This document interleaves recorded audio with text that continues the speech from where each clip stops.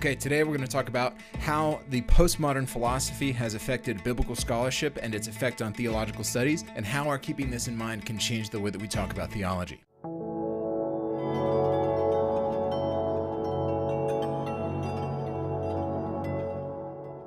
So biblical scholarship and theological scholarship is now as fragmented as our political landscape, okay?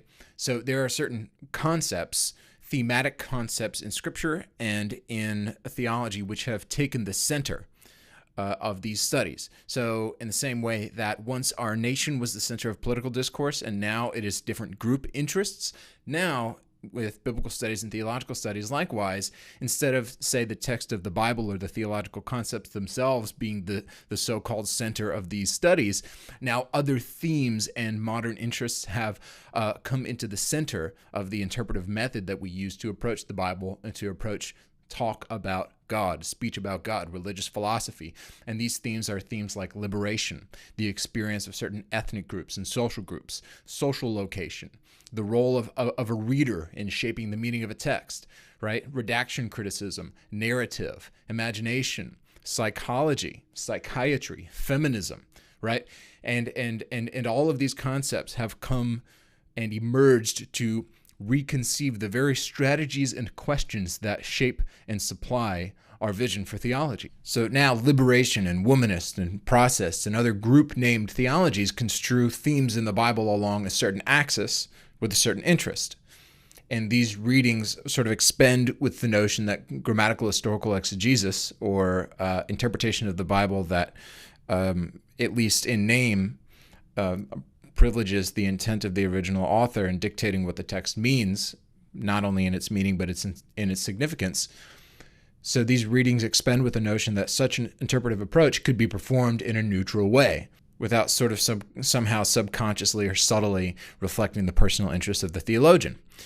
And this perspective, this postmodern perspective, was sort of codified by a postmodern philosopher named Michel Foucault, who made this famous statement that power and knowledge directly imply one another, okay? And he basically said that there's no power relation without a correlative field of knowledge that it builds, right? So everything that we call a discipline, that is a product of a certain political interest or a power interest, right? And there's no such thing as knowledge, which are produced by disciplines, which don't presuppose that basic discipline which is constituted by a particular power interest. So, consequently, for some postmodernists, history and existence and textuality and meaning and space and time have lost their significance. They've lost their quiddity. They've lost their meaningfulness, because knowledge in any objective, commonly agreed upon sense, of that term knowledge, cannot be obtained. So how did this happen, right? How did the Bible become a toy box for politically interested ideologies? Or perhaps a deeper question postmodernists might have us ask is, hasn't the Bible always been a play box for these ideologies, right? And to understand how the Bible has come to be transformed from a document that is at least conceived to bear ultimate religious and moral authority, being reduced from that to basically a playing field of sociological and literary criticism, it's necessary to understand the philosophical currents which brought us to these postmodern shores, right? So first we have to understand what the Enlightenment was, and how that changed the face of biblical criticism, and how that paved the way for postmodern biblical criticism to emerge and take the stage.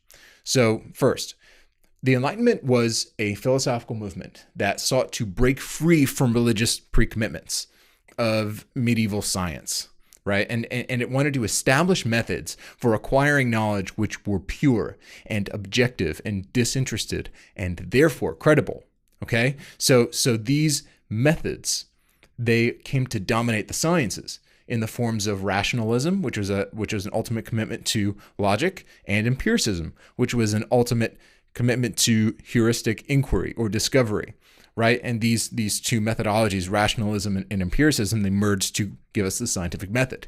And these methods, they were adopted into biblical and theological studies to propel sort of unbounded heuristic investigation of the Bible and of God. And this produced a a materialism. And this materialism produced a disenchantment with metaphysics, or a lack of concern or care for the ultimately real, and a disinterest in the so-called theology of Christianity. And this reduced interest in religions to really an interest in the history of religious thought, the anthropological aspect of religion, the sociological aspect of religion, a history of ideas, rather than speech about God, and rather receiving the Bible as a document of revelation from God.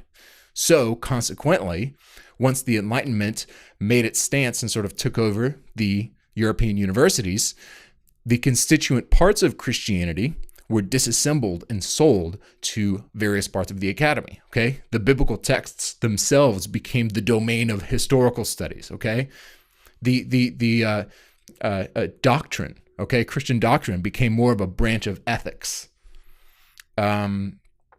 Belief, even Christian belief became, and all of the what psychologists call personal problems jurisdiction, right? Pastoral psychology, basically, that became transferred to the domain of psychology, and ecclesiology, or the church and its mission, was reduced to an institution for philanthropic humanism. So all of the things which made Christianity more than the sum of its parts were essentially forgotten and reduced and dissolved down into other pre-existing disciplines that could be explained objectively and materialistically, okay?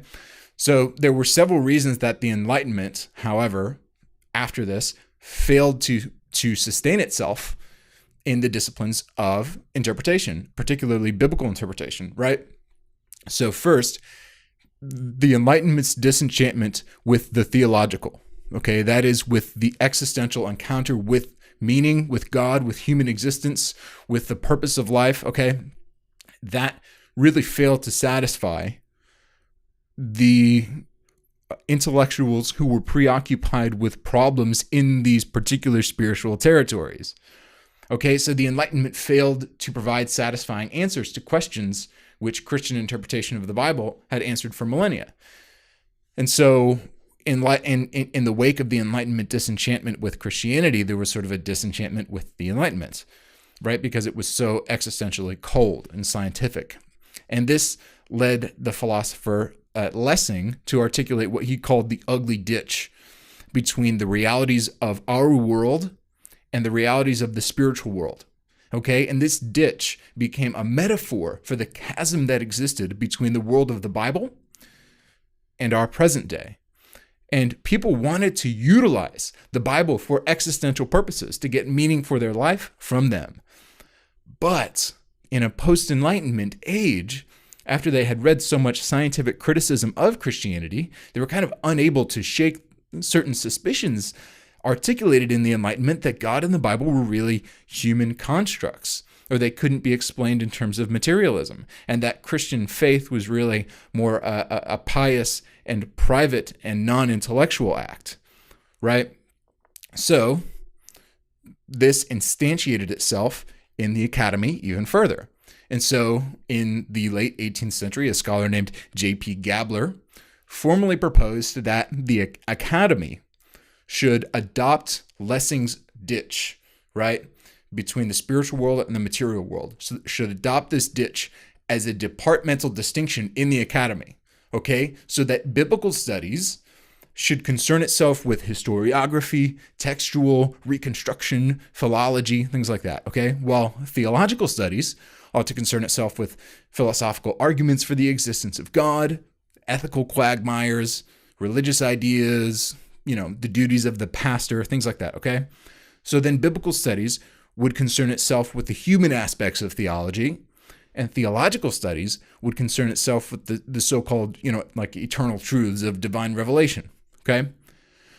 So postmodern approaches arrive after the Bible was allowed to essentially saturate for 150 years in a version of biblical studies, in a Gablerian version of biblical studies that no longer really played nicely with dogmatic theology. Because before they were one, before the exercise of the interpretation of Scripture or the Bible was performed as a pastoral act, it was within the domain of ecclesial authority. And now it is within the domain of historiography, Enlightenment historiography, right? So that's what biblical studies became, a historiographical enterprise. And these approaches were gradually cultivated in the Enlightenment approaches to the Bible, what they called the Geist der Aufklärung, which is the spirit of the Enlightenment, okay?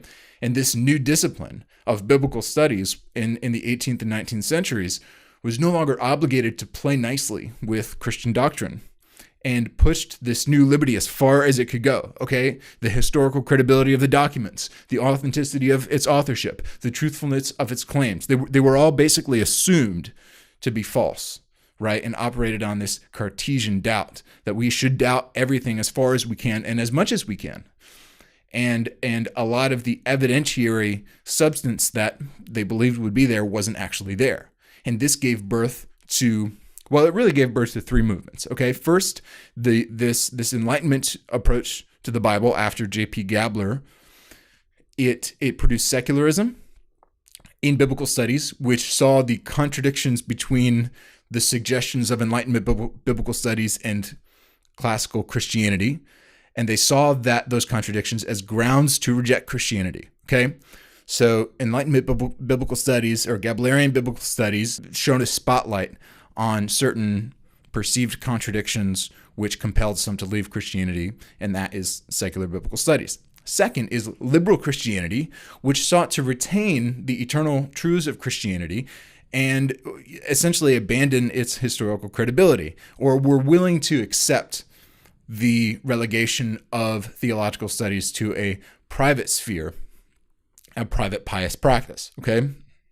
So Gablerian Enlightenment biblical studies, it spawned secularism, it spawned liberal Christianity, and the third thing it spawned was apologetic Christianity, which basically sought to defend the coherence of theological studies with biblical studies on evidentiary grounds.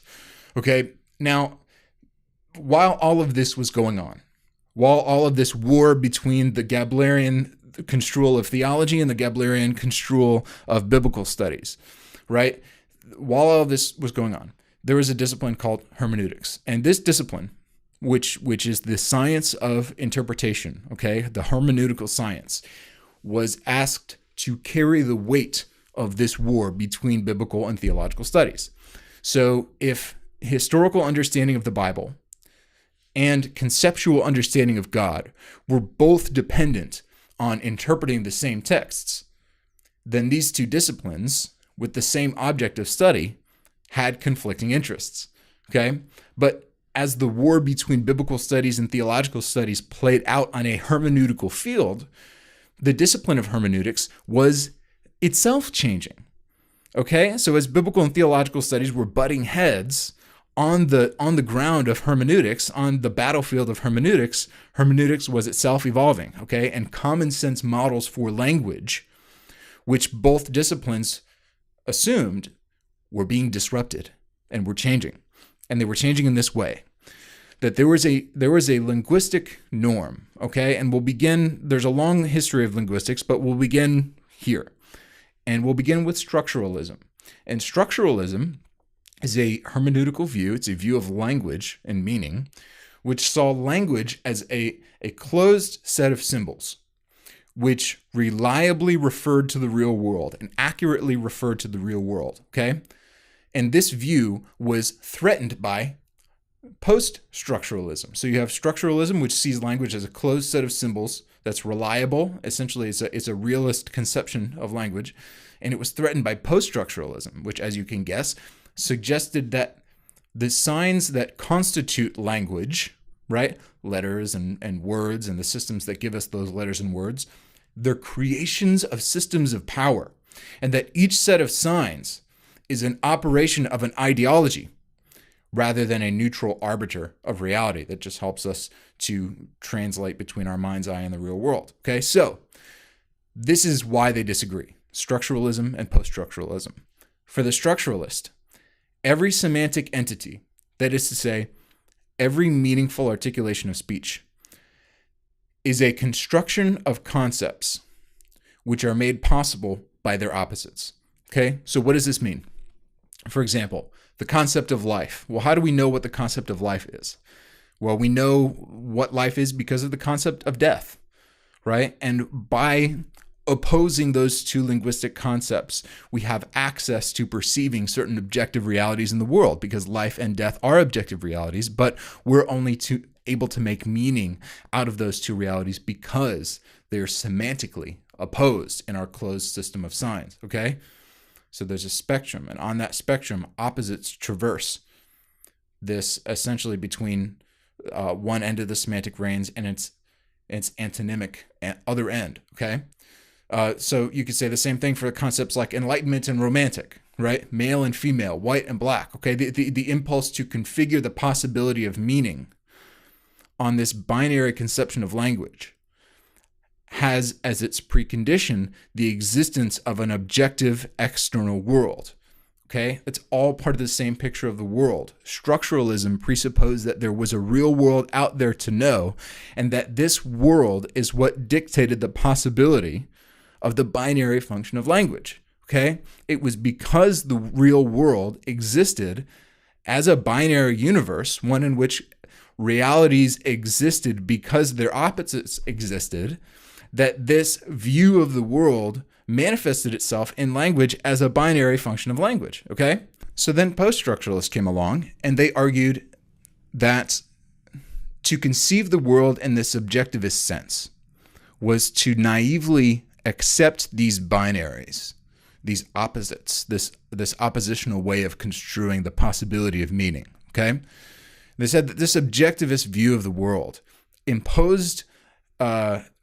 accepted a classification of binaries that was imposed by a system which privileged with value one side of the binary over the other. So in other words, the binary construal of the world, it wasn't just that there were two opposite concepts. It essentially guaranteed the enforcement of a power imbalance within every single binary. Okay, so for example, with the example of, well, we know what life is because we know what death is. Well, of course, we find life desirable, more desirable than death, right? Especially a good life as opposed to a bad life. And that's another concept, good and bad, they're defined oppositely, right? So by accepting a binary construal of the world, we guarantee the enforcement of a power imbalance in every single binary, and therefore endorse an ethically imbalanced view of the world. So post-structuralists sought to deconstruct this binary conception of language by removing the impetus for its necessity. So they sought to remove the objectivist view of reality, this notion of the objective external world, which motivated this binary view of the world, okay? So by removing the objective world, essentially what you do, or by removing in your conception of language the idea of the language's referential function to the world. Once that referential function is negated, then the signs which constituted the language, they become objects of play rather than tools of hegemony, okay? So this is where postmodern approaches to the Bible become the natural conclusion of the conflict between biblical and theological studies on the hermeneutical battlefield. Okay, so the result was basically an amalgamation of postmodern hermeneutics. What came from the warring between theological studies and biblical studies in light of this evolution in hermeneutics from structuralism to post-structuralism, right? The result was an amalgamation of these two Goebbelian disciplines, okay? And biblical interpreters, what happened was they would begin to hunt for perceived ideological power plays within the text of the Bible and would provide readings of theological concepts and figures in a way that highlighted the way in which their personal or systemic interests infected the objectivity of the reader and of the author and manifested itself in their system. So at the same time, post-structuralism licensed biblical interpreters to interpret texts in a way that supported their own questions and interests without requiring others to accept those interpretations. By rejecting a binary system of interpretation, right or wrong, accurate or inaccurate, the author's intention or not, right? Interpreters were no longer obligated to use biblical texts to produce absolutist systems, right? Because they were no longer in the post-structuralist conception. They were no longer serving the privileging of one side of a binary over another. But now that they were liberated from doing that, they could use these texts for specific interests relative and subjective to a particular group. So this transformed the discipline of biblical theology from one in which the Bible spoke authoritatively to one in which the Bible was a storehouse of sacred metaphors, concepts, and stories that could be appropriated to rectify power imbalances dependent on those metaphors, concepts, and stories in the modern world. Okay? So after this shift occurred, the shift from the Bible as an ethical authority, right, which served functionally for humans as an absolute moral system, to rather a collection of artifacts in a world that no longer believes in absolutist moral systems, right? That transition, after this occurred, there arose a suspicion toward those who wanted to retain an absolutist and objectivist agenda concerning the Bible. That is, those who wanted to speak about the Bible's objectivity, historically or philosophically. And all of a sudden, Christians and the Enlightenment thinkers came under the same attack of postmodernism, because Enlightenment approaches to the Bible, they desired to speak objectively about the historical account of Scripture. And on the other hand, Christians sought to speak objectively about the theological subject matter of Scripture. So after this shift occurred, there was the suspicion toward anybody who had any sort of objectivist or absolutist agenda with the Bible.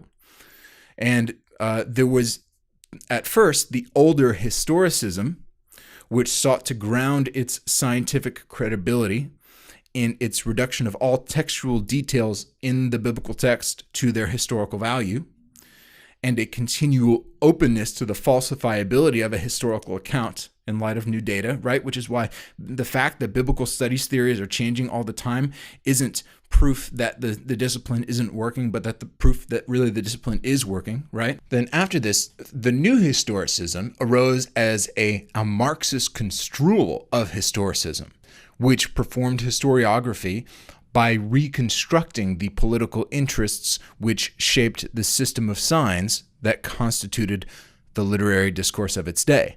So that means is old historicism essentially operated on that structuralist premise that we use a closed system of signs to discover the world of the text and the world behind the text, assuming that it really is there.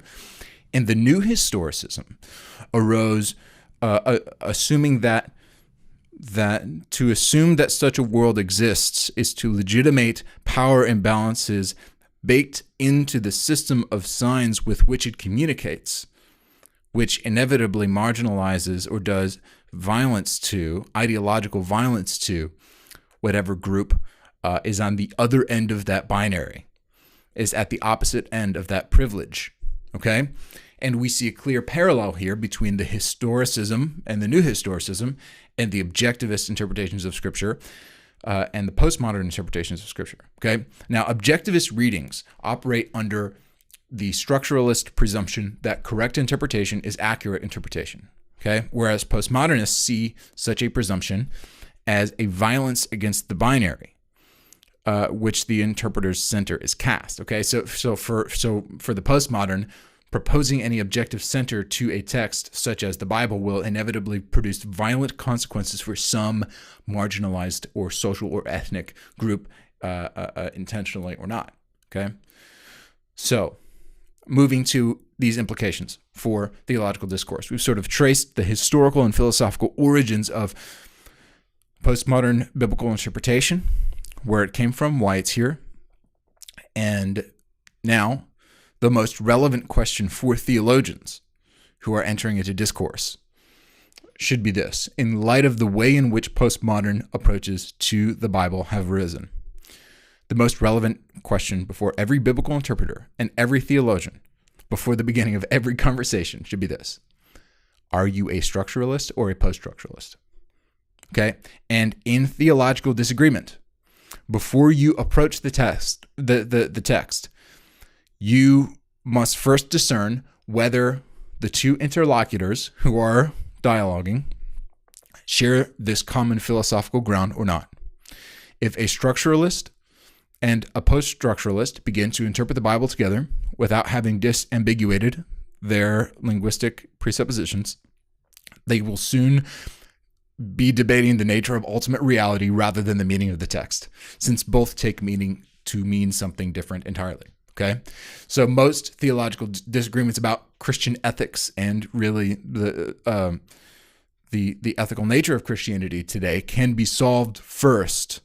Well, they won't be resolved, but the conflict itself perhaps could be prevented by first clarifying, first of all, who are structuralists and who are post-structuralists, okay? And once this elucidation has occurred, then each theologian's operating assumptions about the relationship of the Bible to modern culture, for example, will be made plain. And the seriousness with which the author's intent will be taken for the modern theological project, and the seriousness with which the author's intent will be taken as having significance for the 21st century theological project will be settled. So that's what you need to do in light of the way in which postmodern biblical interpretation has taken the stage of biblical criticism today, is to ask yourself, first of all, especially when you encounter someone who is performing thematic interpretation of the Bible and appropriating it for modern cultural and ethical questions. That is the first question that you have to settle. Are you a structuralist or are you a post-structuralist? Everything else from there should be a fairly simple matter.